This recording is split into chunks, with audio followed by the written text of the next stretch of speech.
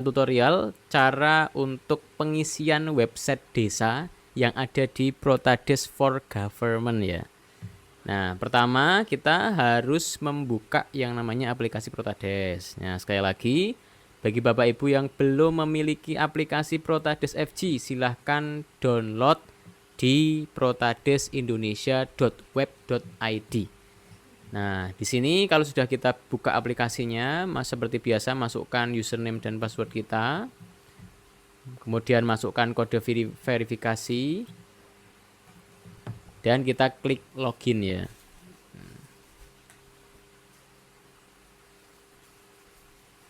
Nah, kalau sudah berhasil, maka akan masuk di tampilan beranda untuk mengakses website desa.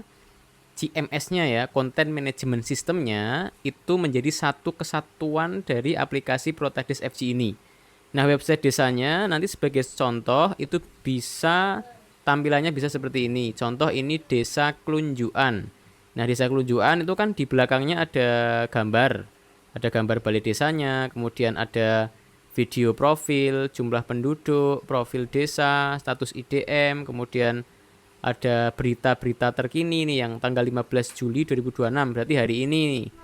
Nah, kemudian ada APBDes 2026, APBDes 2025, galeri. Nah, di sini banyak nih, ada sejarah, visi misi, aparatur desa, wilayah, sampai potensi wisata UMKM, data, pembangunan, kependudukan, JDIH atau jaringan dokumentasi dan informasi hukum. Jadi perdes-perdes nanti bisa diakses lewat website sini. Terus ada status IDM, SIG desa itu sistem informasi geospasial desa. Kemudian ada galeri dan kontak. Nah, di website ini nanti kita juga bisa baca berita, contohnya ini.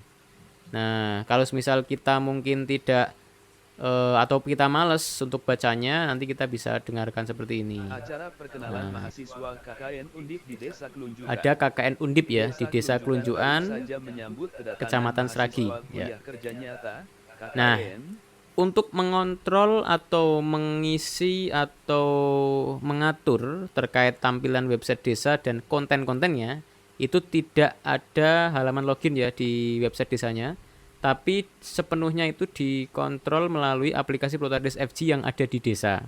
Jadi di Protades FG itu kalau kita mau masuk di modul website desa, itu kita tinggal pilih seperti biasa menu utama. Nah, menu utama di sini nanti ada banyak menu. Nah, pilih yang website desa. Nah, tampilan pertama untuk submenunya adalah tampilan website. Nah, tampilan website itu ada alamat website desanya. Jadi disesuaikan dengan alamat website kita atau source code yang nantinya akan kita deploy di website kita. Apakah bisa domain desa.id? Bisa. Nanti untuk domain desa.id bisa mengajukan subdomainnya kepada Komdigi ya, kepada Komdigi lewat Kominfo daerah kabupaten masing-masing. Nah, kemudian ada link video profil. Link video profil ini untuk mengatur tampilan yang ada di website di video profil desanya. Nah, ini di potensi dan identitas desa. Di sini ada video profilnya. Nah, itu dimasukkan embedded YouTube-nya itu di sini. Nah, setelah itu upload gambar hero. Upload gambar hero di sini itu tinggal dimasukkan untuk nantinya tampil di beranda. Jadi ini kan ada gambar ya, gambar balai desa. Ini bisa disetting mau gambar apapun. Itu bisa lewat sini ya, upload gambar hero. Kemudian embedded map lokasi. Lokasi itu nanti digunakan untuk tampilan di websitenya itu di paling bawah. Nah, itu ada Google Maps lokasi balai desa Klunjukannya itu di mana. Itu ngaturnya masukkan di embedded Google Map-nya di sini. Kemudian ada statistik kependudukan, ini bisa diisi manual ataupun sinkron otomatis ya. Nah, kemudian ada status IDM. Nah, IDM di sini ada Desa Maju Mandiri, ini secara manualnya, tapi IDM nanti bisa disetting secara otomatis mengambil API dari Kemendes ya, idm kemendes.go.id. Nah, kemudian ada sejarah, bisa diceritakan sejarah desanya, kemudian juga ada visi misi, link-link media sosial juga disertakan. Nanti kalau sejarah tampilnya di websitenya di sini, profile sejarah desa. Nah, untuk ngisi konten sejarah ini yang ngisinya di sini. Nah, ini di bagian sejarah. Visi misi juga sama untuk mengisi visi misi yang ada di website desa masing-masing ini itu bisa ngisinya ya di sini. Nah, setelah diisi semua baru diklik simpan. Tuh. Nah, kemudian lanjut yaitu submenu yang kedua, konten dan artikel. Jadi kan biasanya kita sebagai perangkat desa ketika ada kegiatan atau apa kan membuat narasi ya seperti pemberitaan. Nah, karena basic kita itu bukan wartawan, apalagi perangkat desa itu juga apa namanya kadang kita bingung mikirkan narasinya itu seperti apa, maka di menu pembuatan konten artikel website desanya ini itu disertai ketika kita klik tambah artikel, kita mau buat artikel itu disertai Protades AI Assistant. Jadi semisal kita mau bikin artikel tentang buatlah artikel tentang kegiatan gotong royong yang diselenggarakan di Dusun A, RT 1, RW 5, Desa Dumi semisal, bisa contoh. Nanti bisa didetailkan promptingnya ya. Nah, setelah itu baru dibuat lagi secara lengkap dan profesional. Nah, kemudian kita klik Generate Magic. Nah, setelah kita klik Generate Magic, maka AI akan memikirkan bagaimana judulnya yang cocok. Nah, di sini ada judul artikelnya, kegiatan gotong royong di Dusun A RT 1 Desa Dumi wujudkan kerjasama dan solidaritas masyarakat. Nah, kemudian kita tinggal pilih kategorinya, bisa disesuaikan. Kalau itu kegiatan bisa masuk di berita ataupun yang lainnya ya. Ini ada pengumuman, ada press release, ada olahraga, tips and trick, cek fakta, dan wisata. Nah, kemudian kalau ini kegiatan, itu bisa kita klik tandai sebagai kegiatan agar foto-fotonya nanti masuk di galeri kegiatannya. Nah, jadi yang membedakan apa? Kalau yang bukan kegiatan contohnya sebagai artikel-artikel opini, itu kan bukan kegiatan. Tapi kalau artikel-artikel seperti gotong royong, kunjungan bupati, kemudian BIMTEK, kemudian pelatihan ataupun yang lainnya, itu bisa diklik tandai sebagai kegiatan. Nah, kemudian upload gambar utamanya.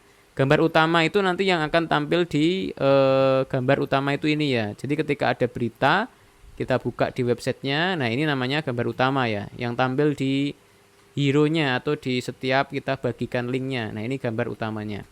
Nah, kemudian selain gambar utama juga kita bisa tambahkan gambar-gambar tambahan. Jadi bisa lebih dari satu gambar. Maksimal foto 25 MB per file ya. Kemudian ada sumber gambarnya dari mana. Misal yang mutu adalah tim Protades Indonesia atau mungkin tim media Desa Dumi. Nah, seperti itu. Kemudian ada isi artikel. Nah, isi artikel di sini itu sudah mengisi sendiri ya. Nanti bisa disesuaikan, bisa kita edit, bisa kita hapus atau bisa kita sesuaikan dengan narasi yang ada. Tapi di AI-nya sudah menyusunkan narasinya. Jadi semakin valid prompt-nya, maka akan semakin bagus narasi yang dihasilkan. Kemudian ada YouTube link, itu kalau ada video kegiatannya. Kemudian ada meta title, ini sudah otomatis. Meta description itu untuk SEO-nya ya, search engine optimization-nya biar mudah dicari di Google ataupun di search engine. Kemudian ada tag, statusnya draft atau publish. Kalau draft itu artinya berarti tidak tampil di website, tapi kalau publish berarti kita sudah melabeli ini sudah bisa tayang di website. Jadi kalau draft itu berarti kita lagi nyusun, kita belum yakin untuk dipublish, tapi kalau publish berarti sudah tayang di websitenya. Nah, nanti ketika ini dipublish, tidak hanya tayang di website saja, tapi juga di aplikasi Dedi Desa Digital yang digunakan oleh masyarakat desa. Nah, kemudian submenu yang selanjutnya adalah dokumen desa. Dokumen desa itu fungsinya adalah untuk mengupload atau mengarsipkan jaringan dokumentasi dan informasi hukum seperti peraturan desa, peraturan kepala desa atau perkades, kemudian ada SK. Nah, kemudian juga yang lainnya ya.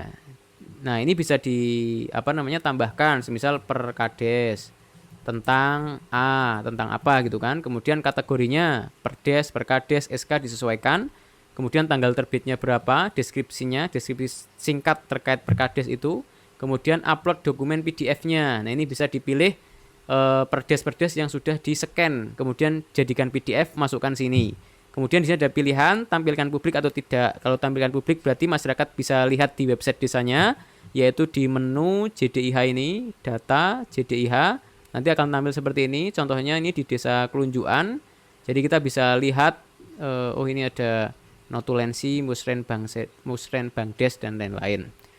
Nah, kemudian kalau tidak, tidak ditampilkan di publik, berarti juga tidak bisa tampil di website ataupun di aplikasi Dedi, seperti itu.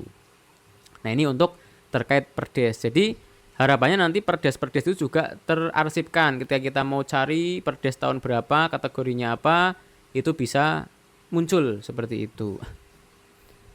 Nah, kemudian submenu selanjutnya itu adalah laporan keuangan. Jadi di laporan keuangan ini kita bisa klik tambah ringkasan seperti tahun anggaran, kemudian ada pendapatan desa dari sisa anggaran tahun sebelumnya, dana desanya berapa, ADD-nya berapa, PAD-nya berapa, bagi hasil pajak berapa, sumber lainnya, dan realisasi belanjanya, pemerintah desa, pembangunan desa, pembinaan masyarakat, pemberdayaan masyarakat, dan penanggulangan bencana.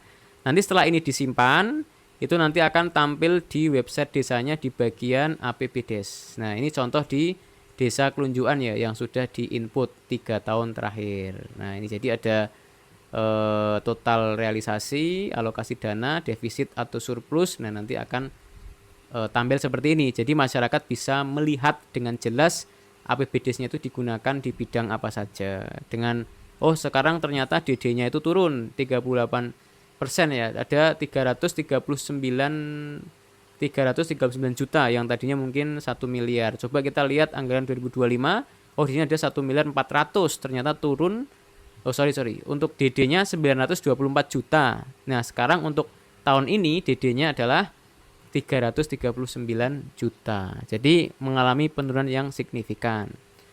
Nah, ini bisa dilihat oleh masyarakat sebagai transparansi anggaran dari pemerintah desa untuk masyarakat desa. Nah, itu adalah sekilas menu website desa ya. Jadi simple, kita cuma atur tampilan website, buat konten artikel dilengkapi dengan artificial intelligence, kemudian dokumen desa ya kita tinggal upload saja, dan juga laporan keuangan kita tinggal masukkan akumulatifnya saja. Ya, mungkin itu untuk tutorial hari ini. Semoga bermanfaat. Kalau misal ada pertanyaan atau apa, jangan sungkan-sungkan hubungi saya. Terima kasih.